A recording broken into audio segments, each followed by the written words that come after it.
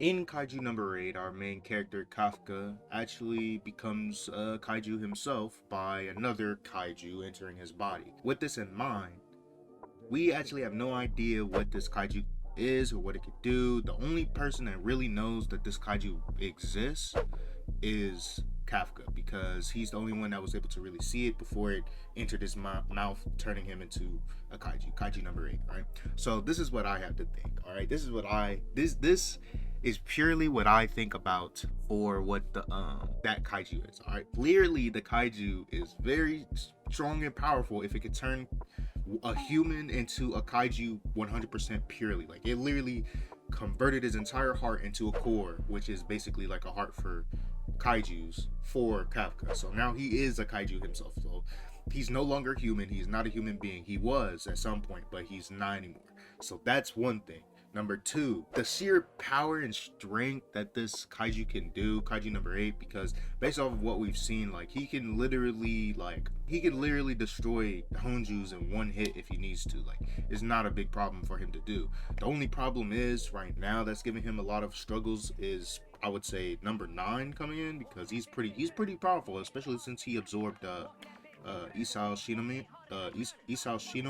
Shinomiya, that's how you say his name. Isao Shinomiya, the captain general of the defense force, absorbed him and the numbers weapon. So he has him and he has the numbers weapon in his gauntlet. So I don't know, who knows what he's going to be capable of when he comes back out to fight. One thing I just want to add in real quick is that the fact that Isao Shinomiya, his strength is completely bonkers, okay? Because mainly on the core fact that he is the only person that is able to wield the numbers weapon too. Like, he's the only person that's able to do it. And I actually do believe that this kaiju that, you know, Kafka has inside of his body is actually some type of like parasitic type kaiju, because the way that it enters his mouth and it seems like it needed him to do what it needed to do, right?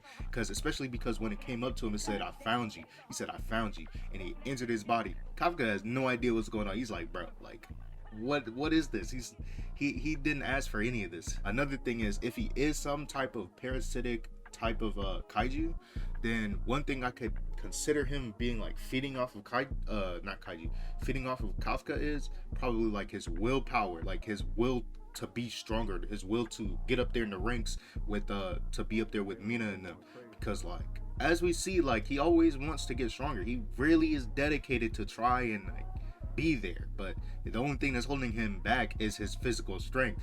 But because that kaiju that entered his body turned him into a kaiju, now he's able to do all of these crazy things. Like, if you look, he literally jumps up and he leaps into the air, it blows up a kaiju one punch, and freaking, yeah, no, bro, he literally destroys like part of a city just utilizing one punch too, bro. He's almost Saitama. Just call him Saitama at this point. So number 8's base power is actually 9.8, which is actually the strongest that the defense force has ever seen ever. This is the number 1 strongest that they've ever seen. Stronger than number 9, 10, 11, stronger than all of them. But the real test is when he gets caught, when he turns into kaiju number 8. That leads him to have to fight Isao Shinomiya, the captain general. So he had to go toe to toe with him with a numbers weapon number 2. And it's a pretty strong numbers weapon, I'm not gonna lie. Is it the strongest?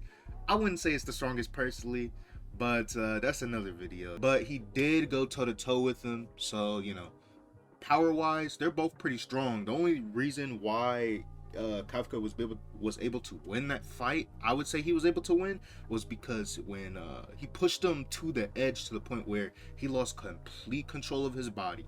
He had no control over what was going on. He didn't even know what was happening. All he knew is that, well, actually no, he did know what was happening. He could see things that was going on, but he had no control over anything that was going on. The kaiju within him started taking control, because I guess he probably saw him as a threat. He's like, oh, he's about to kill me. Like, there's no way that I'm gonna let this happen. You're gonna have to get put into the dirt.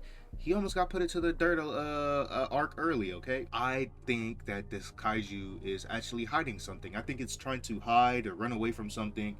It has to be something big if he is running away from something, because for number 1, when he found Kafka, he said, "I found you." For number 2, number 9 knows about number 8, and he apparently just knows. I guess they probably know something about each other because they probably been around like in the same, I guess, group of Honju, because most Honjus have Yonjus, right? But this is the case, then that means that there's an even stronger threat, stronger than number 8, number 9, all combined. Like it might have a fortitude level of like 10 point over 10. Why did he choose Kafka? Now this goes back to exactly what I said earlier. When he found Kafka, he said, "I found you." So he was looking for bro. He was looking for him. There's no way that he just stumbled upon him and was like, "I bet you're just gonna have to, I'm gonna just have to take over your body." Nah, he needed him specifically because he could have went over to Reno because they were right next to each other, but he didn't. He went straight to Kafka. Now my theory is that Kafka's willpower to become strong is the reason why he like needed him, because I think that he feeds off of like willpower and the person's mind, because that's the only way that he would probably be able to be strong. Because if you look at him normally, he's just like a little small little thing. Like he doesn't look like he's able to do much, but once he enters Kafka's body, that's when he's able to really do most of his damage, bro. Anyway, everything I just said is 100% just speculatory. Like you could go back through and like see if I'm BSing or whatever, but this is just stuff that I started thinking about after I was reading Kaiju No Raid. Like certain chapters and stuff I just had to re-look at and like rethink about, because on the wiki there is no information about this kaiju other than the fact that it showed up, entered into his mouth, and turned Kafka into kaiju number 8, and that's all we know about him. Like other than that, there's not really too much information, but hopefully Matsumoto will be able to put more information into what this kaiju is, what it could do, and like why it chose Kafka in the first place. But I hope you guys enjoyed this video. If you did, leave a like, subscribe, all of that good stuff, and I'll catch you guys in the next video. Simple.